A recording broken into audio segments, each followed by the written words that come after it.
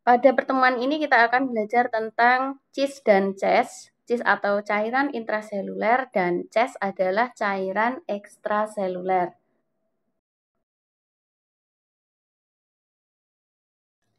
Adapun learning outcome yang akan kita pelajari, yang pertama tentang cairan tubuh dan fungsinya, cairan intraseluler dan cairan ekstraseluler, komposisi cairan intraseluler dan cairan ekstraseluler, distribusi cairan tubuh.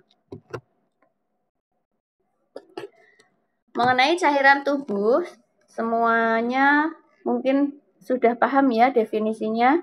Cairan tubuh adalah cairan suspensi sel maupun cairan di dalam sel tubuh makhluk multiseluler seperti manusia atau hewan yang memiliki fungsi fisiologis tertentu. Multiseluler di sini artinya dia makhluk hidup tingkat tinggi ya, bukan makhluk hidup tingkat rendah yang hanya memiliki satu sel atau uniseluler. Contoh cairan tubuh yang kita kenal diantaranya adalah ada darah, plasma darah, sitosol, LCS, limfa, pleura, dan amnion atau cairan ketuban. Fungsi cairan tubuh bermacam-macam, bisa sebagai pelarut universal. Kemudian misalnya kalau glukosa larut dalam darah dan masuk ke dalam sel, di mana glukosa nanti berfungsi sebagai energi, cairan glukosa ya maksudnya. Kemudian pengatur suhu tubuh, licin, berperan dalam reaksi-reaksi kimia metabolisme tubuh, kemudian sebagai pelindung. Sel sebagai kesatuan hidup, karena dalam sistem organisasi kehidupan, sel ini masuk ya dalam urutannya, di mana sel ini termasuk dalam golongan struktur yang paling rendah atau bagian terkecil dari sistem organisasi kehidupan adalah sel. Kenapa kok sel? Kok tidak misalnya DNA atau RNA atau basa nitrogen atau atom ya? Karena pada akhirnya ketika kita telusuri lebih lanjut, lebih dalam lagi bahwa penyusun suatu materi itu adalah atom. Kenapa kok kita tidak menyebutkan bahwa dalam sistem organisasi kehidupan yang terkecil kenapa kok tidak atom? Padahal atom ini adalah bagian terkecil dari suatu materi. Jadi, kenapa sel ini sebagai kesatuan makhluk hidup yang paling kecil? Karena sel ini adalah satu-satunya bagian tubuh yang terkecil yang dapat menunjukkan aktivitas kehidupan, di mana sel ini bisa melakukan reproduksi, bisa melakukan metabolisme, menghasilkan dan menggunakan energi. Kalau terkait dengan reproduksi, kita mungkin belajar di genetika ya. Sel ini dapat melakukan pembelahan, misalnya ada mitosis, meiosis. Kemudian kalau terkait metabolisme seperti menghasilkan energi, di mana semua energi makhluk hidup itu diperoleh dari sel, yang mana bentuk energi makhluk hidup ini kita sebut sebagai ATP ya, adenosin trifosfat. Nah, sel inilah yang menghasilkan energi untuk aktivitas kehidupan manusia atau makhluk hidup. Maka dari itu, kalau kita menganggap atom sebagai bagian terkecil dari makhluk hidup, maka kurang tepat karena atom di sini dia tidak menunjukkan aktivitas makhluk hidup. Dia tidak menghasilkan energi, tidak juga memerlukan energi. Selain itu, dia tidak bisa melakukan reproduksi seperti halnya makhluk hidup, juga tidak bisa melakukan respirasi ya. Kalau sel bisa melakukan respirasi.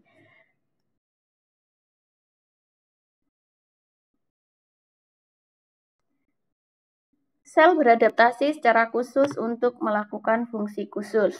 Semestinya sel-sel ini memiliki fungsinya sendiri-sendiri. Misalnya sel eritrosit pastinya berbeda fungsinya dengan sel leukosit. Ini sebagai contoh, Sel darah fungsinya mengangkat oksigen dari paru-paru ke jaringan. Ini untuk fungsi dari sel darah. Kalau untuk misalnya sel selain sel darah, maka fungsinya akan spesifik tergantung dengan dia sebagai penyusun dari jaringan apa. Karena kan sel ini kan urutannya setelah sel, jaringan, kemudian organ, sistem organ, baru organisme. Sel mempunyai karakteristik tertentu dan semua sel mempunyai kemampuan bereproduksi membentuk sel baru sampai jumlah persediaan sel itu dicukupkan kembali. Sel menerima oksigen dan bahan makanan dari luar sel. Sel mengeluarkan hasil metabolisme ke dalam cairan ekstraseluler atau cairan yang ada di luar sel. Dalam cairan ekstraseluler terdapat ion dan zat gizi yang diperlukan oleh sel untuk pemeliharaan fungsi sel. Selanjutnya, kita selanjutnya membahas tentang cairan tubuh atau air yang ada di dalam tubuh. Di mana pada orang dewasa muda, kira-kira jumlah normal air pada tubuh manusia itu sekitar 50-55%. Pada bayi berbeda ya, ketika pada bayi jumlahnya lebih banyak, yaitu sekitar 75% dari berat badan. Air ini penting untuk berbagai fungsi tubuh dan kadarnya juga harus tetap dijaga. Mengenai pembagian cairan di dalam tubuh ya, kita lihat bahwa rata-rata plus minus atau kurang lebih 60% berat badan pada orang dewasa isinya adalah cairan tubuh. Jadi kalau misalnya berat badan kita ini adalah 60 kilo, kira-kira ada 36 kilo ya. 36 kilonya itu adalah cairan, sisanya baru padatan. Padatan misalnya adalah tulangnya ya, atau misalnya serat-serat otot. Kemudian pembagian cairan di dalam tubuh, disinilah inti dari materi kita hari ini, yaitu tentang cairan intraseluler dan cairan ekstraseluler. Jika tadi ada 60% dari berat badan orang dewasa ini adalah cairan intraseluler dan ekstraseluler, maka dari 60% ini kita bagi kembali menjadi dua jenis cairan, yaitu cairan di dalam sel dan di luar sel, atau intra dan ekstra. Cairan intraseluler terdiri dari 40% sendiri ya, dia memiliki 40% komposisi dari 60% cairan tubuh pada orang dewasa. Sedangkan sisanya yang ada di luar sel itu hanya sekitar 20%. Yang terdiri dari 3 jenis yaitu interstisial, intravaskuler, dan transsel. Jadi kalau kita lihat di sini, maka cairan yang paling banyak dalam tubuh kita ini adalah cairan yang berada di dalam sel.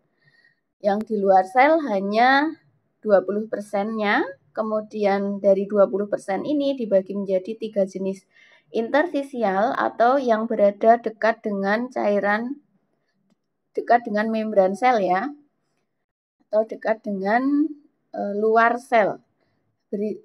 Berjumlah sekitar 15%.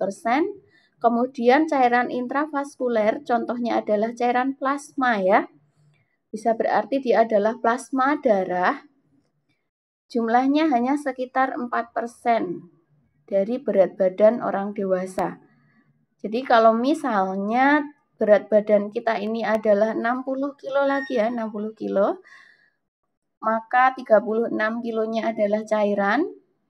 36 kilonya tadi, 4%-nya adalah intravaskuler atau plasma, maka kalau kita hitung 36 dikali 4 per 100 ya, kira-kira berapa nanti dihitung sendiri. Kemudian untuk transsel berarti 1%, 1% dari 36 tadi sekitar 0,36 ya, 0,36 kilogram jumlah dari transsel. Kalau transsel sendiri teman-teman sudah tahu ya, mungkin kemarin di keseimbangan cairan masih ingat bahwa transsel ini contohnya adalah cairan otak, kemudian cairan sendi, cairan lambung, cairan pleura, dan sebagainya. Nah, artinya kita harus pahami ya, yang akan kita pelajari di sini intinya ada di sini. Kita harus paham benar bahwa intra itu berarti cairan yang di dalam sel, contohnya yang di dalam sel eritrosit misalnya, sel leukosit, kemudian ekstraseluler berarti ada contohnya tadi adalah plasma. Lalu serum ada di mana ini gitu. Serum sama dengan plasma ya, hanya perbedaannya kalau serum ini masih mempertahankan faktor pembeku, serum sudah tidak mengandung faktor pembeku darah, sedangkan kalau plasma itu mengandung faktor pembeku darah. Kalau serum itu ada, kalau dalam tubuh makhluk hidup itu ketika dia berada di luar sel ya, misalnya tangan kita luka mengeluarkan darah, nah nanti akan menghasilkan serum untuk memberhentikan perdarahan. Tetapi kalau masih berada di dalam tubuh, dia yang ada hanya plasma, tidak ada serum di dalam tubuh karena masih mempertahankan faktor pembeku darah. Sedangkan kalau di luar tubuh, kalau terjadi luka, maka yang keluar adalah serum, yaitu cairan yang berwarna kuning ya. Ketika kita luka, berdarah, nanti akan tampak cairan yang kekuningan, jernih kekuningan ya. Ketika luka kita akan berhenti, akan muncul serum. Nah, kalau dalam pemeriksaan laboratorium, ketika kita mengambil darah, kalau kita menginginkan serum, maka kita tidak perlu menambahkan antikoagulan ya. Kalau plasma berarti harus ditambahkan antikoagulan, karena kalau darah berada di luar sel atau di luar tubuh, maka dia nanti akan memisah dan akan terbentuk serum kalau tidak diberi antikoagulan. Karena fungsi antikoagulan tadi mempertahankan faktor pembeku darah yang ada di dalam cairan plasma. Baik, kita akan melihat penampakan cis dan ces pada jaringan. Mungkin gambarnya kurang besar ya tulisannya ya. Nanti dilihat lebih lanjut di PPT yang saya berikan. Nah, ini untuk determinasi atau pembagian darah dalam tubuh, di mana untuk presentasenya di sini ya, misalnya dalam 100% darah, plasma itu ada 55% jumlahnya. Kemudian yang lainnya sel-sel darah itu sisanya atau ada 45% ya. Jadi yang paling banyak ketika kita memiliki darah 1 liter, maka isinya 550 milinya adalah plasma, kemudian 450 mililiternya adalah sel-sel darah. Bisa dia berupa eritrosit, leukosit, dan trombosit. Kemudian dari komposisi plasma ini terbagi menjadi 3 jenis ya, yaitu protein 7%, water atau air 91%, dan cairan lainnya 2%. Berarti kalau kita lihat di sini, air memiliki porsi terbesar ya dalam pembentukan plasma, yaitu 91%. Kalau kita melihat protein di sini 7%, isinya apa saja? Misalnya ada albumin, globulin, fibrinogen, di mana jumlahnya di sini dari 7% ini, kalau kita bagi albumin 58%, ini maksudnya adalah seandainya 7% ini kita anggap penuh kan berarti 100% ya. 100% dari protein ini maka isinya albumin, globulin, dan fibrinogen. Semua dari jumlah protein ini isinya itu gitu ya. Jangan bingung kok kenapa itu 58 di situ 7. 7 itu kalau dia dari semua plasma jumlahnya 7%. Kalau dari semua protein berarti kan 100% ya. Dari semua protein ini dibagi menjadi albumin, globulin, dan fibrinogen. Kemudian ada other solute atau zat terlarut lainnya. Yaitu ada ion, nutrien, waste product atau limbah ya. Kemudian gas dan senyawa lainnya. Nah, kalau dari sel-sel ini ada platelet ya, atau ada juga white blood, platelet atau trombosit ya. Kemudian ada kecil sekali di sini. Ada sel darah putih, kemudian ada sel darah merah. Sel darah putih kita tahu ada neutrofil, limfosit, monosit, eosinofil, basofil. Dari masing-masing ini saya yakin teman-teman mesti sudah paham ya, sudah tahu pembagian dari sel darah putih ini. Nah, lalu kita lihat di sini ada konsentrasi elektrolit yang ada di dalam dan di luar sel. Mengenai elektrolit ini, di sini kita lihat bahwa ternyata hampir semua elektrolit itu dapat berada di dalam sel maupun di luar sel. Artinya bahwa kita tidak langsung menganggap bahwa si elektrolit ini hanya ada di luar sel misalnya ya. Kita ingat ya tadi bahwa cairan ekstraseluler contohnya adalah plasma, kemudian serum. Padahal kalau kita melakukan pemeriksaan laboratorium, kita untuk pemeriksaan elektrolit ini kita hanya menggunakan sampel cairan yang ada di luar sel. Padahal kalau kita melihat di sini, oh ternyata si elektrolit ini juga berada di dalam sel.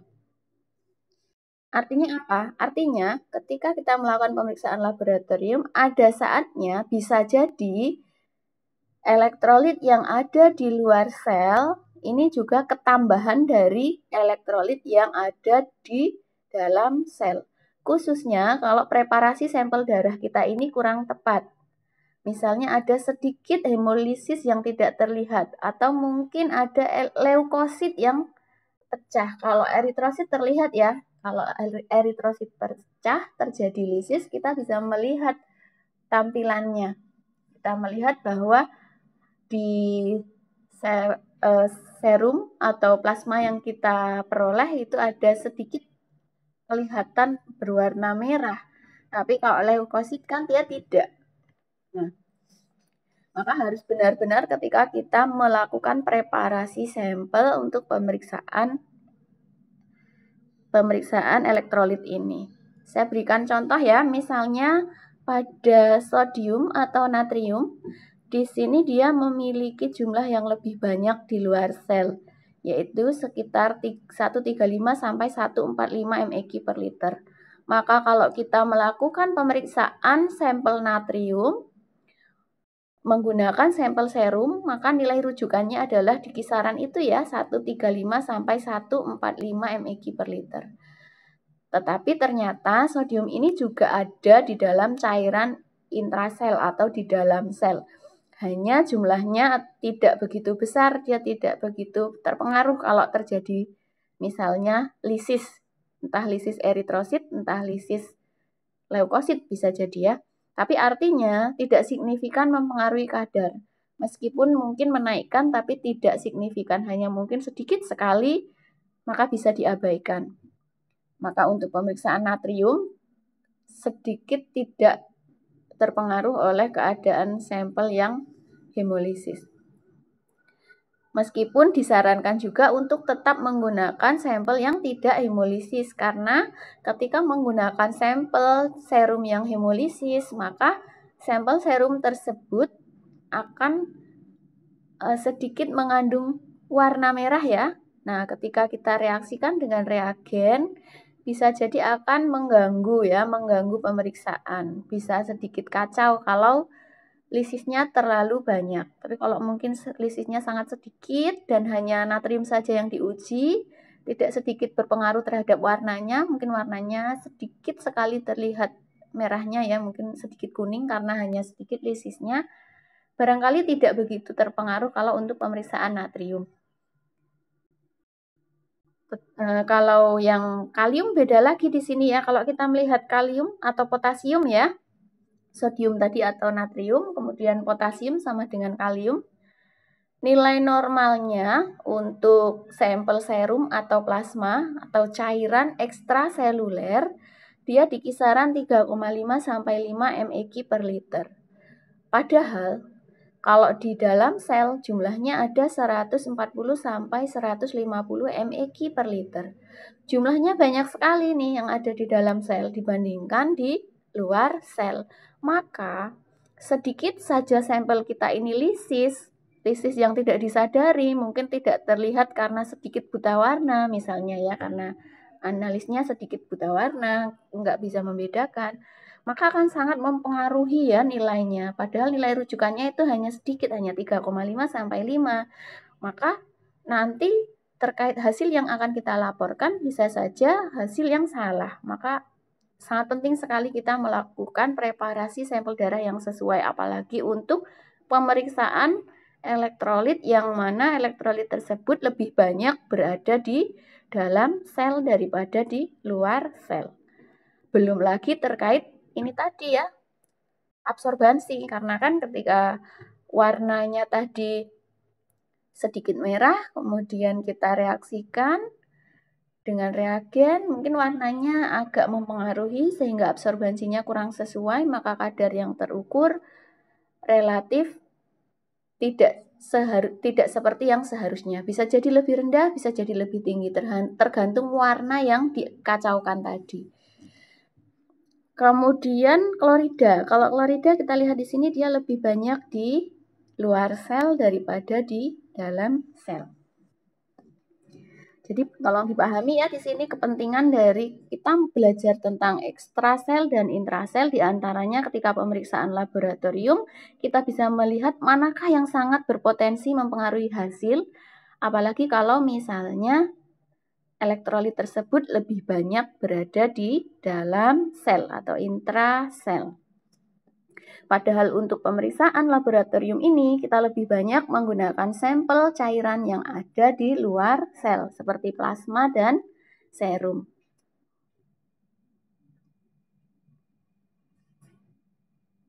Baik, kita akan membahas tentang cairan intraseluler.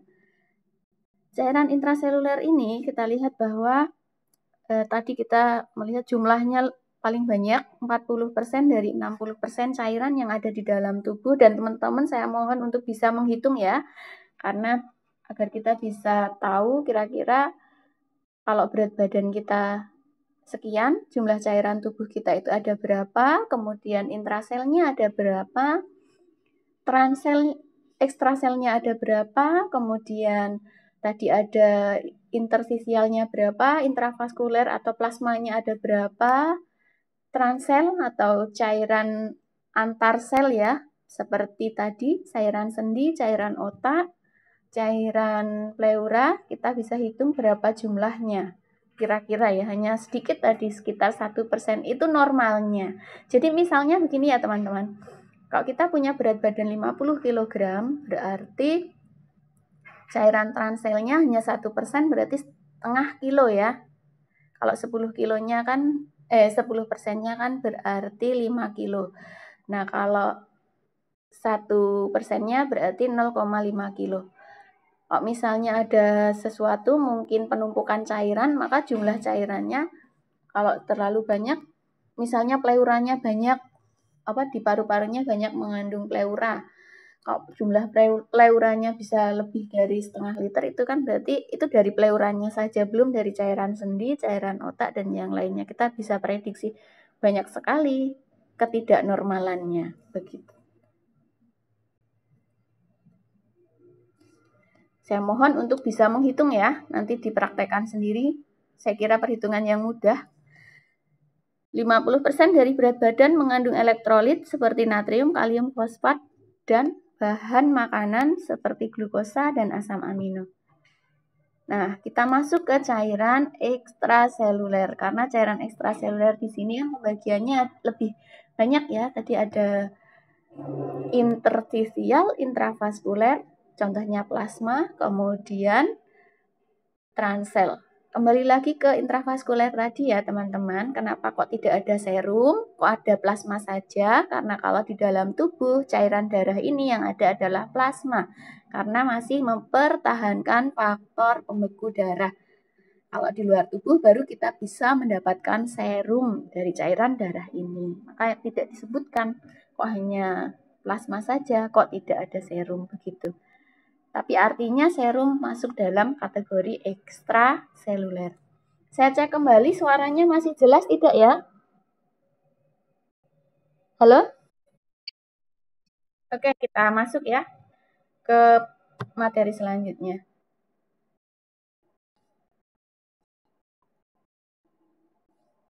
Untuk distribusi cairan tubuh, di sini terdapat 2/3 dari jumlah cairan tubuh itu kira-kira adalah cairan. Seperti bumi ya, bumi ini kan sebagian besar terdiri dari air.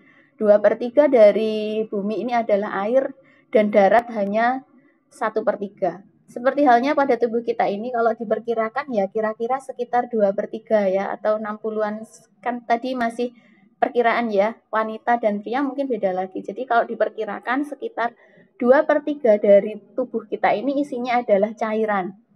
Hanya 1/3 saja yang berbentuk padatan.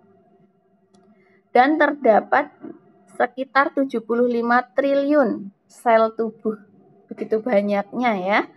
Nah, kalau kita melihat kompartemen cairan ekstraseluler, di sini seluruh cairan di luar sel disebut cairan ekstraseluler, sedangkan 1/3 dari jumlah total cairan tubuh ini adalah cairan ekstraseluler. Jadi kalau kita perkirakan cairan yang ada di dalam sel itu 2/3, kemudian yang di luar sel 1/3. Jadi mudah sekali ya kita menghafalnya kalau ingin diperkirakan 2/3 dari berat badan tubuh manusia itu isinya adalah cairan, kemudian 2/3 dari cairan ini adalah intraseluler, 1/3-nya adalah ekstraseluler. Plasma ini memiliki porsi 1/4 dari volume ekstraseluler. Untuk volume darah terdiri atas cairan ekstraseluler atau plasma dan cairan intraseluler. Darah sebagai kompartemen yang terpisah dalam ruang tersendiri, sehingga volume darah ini penting bagi sirkulasi cairan tubuh lainnya. Nah, mengenai cairan di dalam sel dan di luar sel, kita harus pahami bahwa pemisah atau pembatas antara cairan di dalam sel dan di luar sel ini adalah membran sel ya. Teman-teman masih ingat bahwa sel ini memiliki membran yang berada di bagian terluar dari sel. Membran inilah yang nanti berfungsi untuk mekanisme keseimbangan cairan tubuh ya, transport cairan ke dalam dan keluar sel. Dalam keseimbangan cairan kita mengenal ada keseimbangan elektrolit, keseimbangan asam basa, dan keseimbangan cairan tubuh itu sendiri. Mengenai perpindahan ini kita harus memahami bahwa mekanisme ini terjadi melalui transport membran. Maka dari itu kita harus paham komposisi dari membran sel ini apa sih gitu. Ternyata penyusun dari membran sel ini kalau kita melihat dalam gambar ini terdiri dari 2 lapis ya, bilayer. Bilayer itu 2 lapis. Fosfolipid berarti ada bagian fosfolipid bilayer. Fosfolipid yang terdiri dari 2 lapis. Kalau kita buka ya, di situ ada 2 lapis. Nah, kenapa fosfolipid? Ternyata layer atau lapisan tadi tersusun dari kepala atau buletan ya, kepala fosfat dan ekor yang lurus itu ya, ekornya adalah lipid atau lemak. Maka dia disebut fosfolipid. Fosfat bersifat hidrofilik atau suka air ya, sedangkan lemak bersifat hidrofobik atau tidak suka air. Hal inilah yang menyebabkan sel tubuh kita ini relatif fleksibel. Dia bisa berikatan dengan yang polar maupun non-polar karena dia memiliki bagian di mana kepalanya bersifat hidrofilik dan ekornya bersifat bersifat hidrofobik. Nah, di dalam membran sel ini kita juga lihat ada berbagai jenis protein. Misalnya ada protein intrinsik ya, protein yang terdapat di bagian dalam, kemudian ekstrinsik yang dekat dengan fosfolipid bilayer, intrinsik ya. Kemudian ada protein hidrofilik, itu adalah protein intrinsik atau yang di luar, tapi dekat dengan membran. Kemudian ada glikoprotein. Glikoprotein di sini adalah protein yang berasosiasi dengan glikogen ya. Jadi dia bukan protein murni, tapi yang berikatan dengan senyawa lain. Dan ada juga bagian sudah lengkap ya. Tadi ada glikoprotein, ada glikolipid, berarti dia yang berikatan dengan lipid. Ada protein intrinsik atau yang dekat dengan kepala fosfat. Kemudian ekor hidrofilik. Mudah ya kalau misalnya teman-teman bisa memahami bahwa intinya di sini, oh ternyata membran sel ini terdiri dari fosfolipid bilayer, ada 2 lapis fosfolipid, yaitu kepala yang bersifat hidrofilik atau suka air atau kepala fosfat, dan ekor yang bersifat tidak suka air atau terdiri dari lipid. Di tempat inilah ya proses keseimbangan cairan tubuh terjadi. Artinya keseimbangan cairan ini adalah proses yang terjadi untuk menyeimbangkan cairan tubuh yang terjadi antara cairan di dalam sel dan di luar sel. Kalau misalnya begini, di dalam sel kebutuhan kalium masih belum cukup, maka cairan yang di luar sel nanti akan menyeimbangkan dengan terjadinya mekanisme transport membran. Transport membran di sini ada 2 jenis ya, pasif dan aktif. Kalau teman-teman masih ingat dulu di praktikum keseimbangan cairan, kalau yang pasif ini misalnya ada difusi, osmosis, kemudian ultrafiltrasi, begitu. Kalau yang aktif misalnya ada pompa natrium ya, pompa NaK, ketika misalnya di luar tubuh kekurangan natrium, maka nanti natrium yang ada di dalam sel itu akan keluar, kemudian ditukarkan dengan kalium. 3 molekul natrium keluar sel, 2 molekul kalium akan masuk ke dalam sel. Seperti itu, sehingga terjadi keseimbangan elektrolit yang ada di dalam sel maupun di luar sel. Nah ini ya, lebih lanjut kita akan membahas tentang transport cairan antar kompartemen baik di dalam sel maupun di luar sel. Mekanismenya melalui berbagai cara ya. Tolong dipahami ya. Di sini ada difusi, filtrasi, kemudian nanti ada osmosis. Perbedaan dari ketiganya ini tolong dipahami lebih detail. Bahwa kalau dia pasif berarti tidak membutuhkan energi dan perpindahannya dari konsentrasi atau dari yang tinggi ke rendah. Nah, definisi yang paling mudah untuk memahami difusi ini adalah kalau difusi dia perpindahan cairan dari konsentrasi zat terlarut tinggi ke konsentrasi yang memiliki konsentrasi zat terlarut rendah. Jadi dari tinggi ke rendah, tapi yang tinggi itu adalah konsentrasi zat terlarutnya. Kemudian kalau filtrasi dia berhubungan dengan tekanan ya, intinya perpindahan cairan dari tekanan tinggi ke tekanan rendah. Kemudian untuk osmosis ini supaya tidak tertukar dengan definisi transport aktif ya, karena kalau aktif ini dari konsentrasi rendah ke tinggi. Supaya tidak tertukar, kita bisa memaknai osmosis ini yang berpindah adalah potensial pelarut tinggi. Kalau konsentrasi rendah itu artinya potensial pelarut tinggi atau jumlah pelarut tinggi ke jumlah pelarut rendah. Kalau kita menggunakan definisi konsentrasi rendah menuju konsentrasi tinggi ini, kadang-kadang bisa tertukar dengan definisi transport aktif. Karena aktif itu dari rendah ke tinggi, sedangkan pasif dari tinggi ke rendah. Saya ulangi ya, supaya kita tidak tertukar, memaknai, dan mudah memahami antara transport aktif dan transport pasif. Maka transport aktif ini artinya dari tinggi ke rendah. Kalau pasif dari rendah ke tinggi, maka karena dia dari rendah ke tinggi, maka dia butuh energi. Kalau aktif karena dari tinggi ke rendah, dia tidak butuh energi. Saya berikan gambaran misalnya begini ya teman-teman.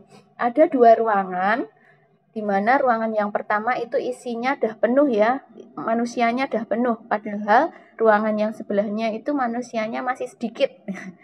Nah, kalau kita mau masuk ke ruangan yang isinya udah penuh, mau pindah dari yang kosong ke penuh, pasti kita butuh energi ya, entah energinya berdesak-desakan dan yang lainnya. Tapi kalau kita mau masuk ke yang ruangan yang manusianya hanya sedikit, maka mudah sekali, tidak butuh energi. Nah, itu ya gambaran bagaimana yang transport aktif dan transport pasif. Karena perpindahannya dari tinggi ke rendah. Kalau yang pasif dari rendah, kalau yang aktif dari rendah ke tinggi. Nah, osmosis ini boleh teman-teman kalau mau memahami sebagai dari rendah ke tinggi, hanya saja tolong jangan sampai lupa bahwa kalau osmosis ini kita tidak membutuhkan energi. Maka untuk lebih mudahnya bisa dimaknai sebagai ketika suatu zat konsentrasinya rendah, berarti dia pelarutnya banyak, gitu ya. Maka bisa kita maknai sebagai perpindahan zat dari potensial pelarut tinggi atau yang jumlah pelarutnya banyak menuju yang pelarutnya rendah. Dan yang berpindah di sini adalah pelarutnya. Ya, kalau osmosis yang berpindah adalah pelarutnya. Kalau transport aktif yang berpindah adalah zat terlarutnya. Silahkan mau menggunakan definisi yang di sini juga boleh, tapi supaya lebih mudah bisa menggunakan yang saya sarankan tadi. Menggunakan definisi dari pelarut yang potensial pelarut tinggi atau jumlah pelarutnya banyak ke yang jumlah pelarutnya sedikit. Nah, sekarang kita masuk ke definisi transport aktif. Yang saya sampaikan tadi, untuk transport aktif di sini itu sudah pasti membutuhkan energi karena dia berpindah dari yang konsentrasi rendah ke konsentrasi tinggi. Oh ya, kembali ke difusi ya tadi. Difusi ini terbagi menjadi dua jenis ya, difusi sederhana dan difusi terfasilitasi atau difasilitasi. Difusi sederhana dia tidak membutuhkan protein pembawa, tidak membutuhkan bantuan protein ya. Tadi kita lihat di membran tadi kan ada banyak sekali protein ya. Di membran fosfolipid bilayer ada protein intrinsik, ekstrinsik, kemudian glikoprotein, glikolipid. Kalau di transport di difusi, kalau dia sederhana tidak membutuhkan bantuan protein pembawa, tetapi kalau yang difasilitasi atau boleh juga diartikan terfasilitasi, itu dia membutuhkan protein pembawa. Sedangkan kalau untuk transport aktif, dia sudah pasti membutuhkan protein pembawa sebagai media transport, media pendukung. Selain itu, dia berpindahnya dari yang rendah ke tinggi. Karena dari yang rendah ke tinggi inilah maka dia membutuhkan energi. Kalau saya tanya energi sel yang digunakan untuk mekanisme transport membran atau menyeimbangkan cairan tubuh tadi, energi yang digunakan adalah energi sel, yaitu energi ATP atau adenosin trifosfat. ATP diperoleh dari mana? Semestinya teman-teman masih ingat ya di materi biokimia bahwa dalam metabolisme, misalnya metabolisme karbohidrat, protein, dan lemak nanti akan menghasilkan energi ATP. Oke, kembali lagi ke sini ya. Transport aktif di sini sebenarnya ada banyak, tidak hanya misalnya mekanisme pompa ion ya, NaK yang saya sampaikan tadi, atau natrium kalium pump, tapi ada lagi kalau untuk makhluk hidup uniseluler bisa juga menggunakan mekanisme fagositosis misalnya ya, atau kalau di sel leukosit ya, kan ada yang bersifat fagosit ya, itu juga menggunakan mekanisme transport aktif. Tapi di sini saya lebih ke arah sampel cairan tubuh makhluk hidup khususnya manusia ya. Kalau di manusia, transfer aktif yang sering terjadi itu adalah mekanisme pompa NaK atau keseimbangan cairan elektrolit natrium dan kalium. Di mana natrium ini adalah elektrolit utama atau penting yang ada di dalam ekstraseluler, sedangkan kalium adalah elektrolit utama dan yang paling penting yang berada di dalam sel. Yang satu di luar atau ekstra, yang satu di dalam. Nah, kita lihat materi selanjutnya tentang keseimbangan keluar masuk cairan tubuh. Cairan tubuh itu tadi berasal dari mana saja? Kita lihat ya, kalau dari makanan, minuman itu porsinya ada sekitar, dari minum sendiri itu maksimal biasanya sekitar 1,5 liter, dari makan itu 0,7, metabolisme tubuh ya, metabolisme itu bisa dari proses misalnya metabolisme karbohidrat, protein, lemak gitu. Itu kita mendapatkan sekitar 0,25 liter per hari, sehingga totalnya sekitar 1,5 sampai 2,5 liter per hari, atau pemasukannya sekitar 8 sampai 10 gelas. Kalau yang keluar itu bisa melalui urin, bisa melalui feses, pernapasan, dan keringat. Kisarannya sama ya, in dan out-nya sama, sekitar 1,5 sampai 2,5 liter per hari. Tergantung aktivitas tubuh.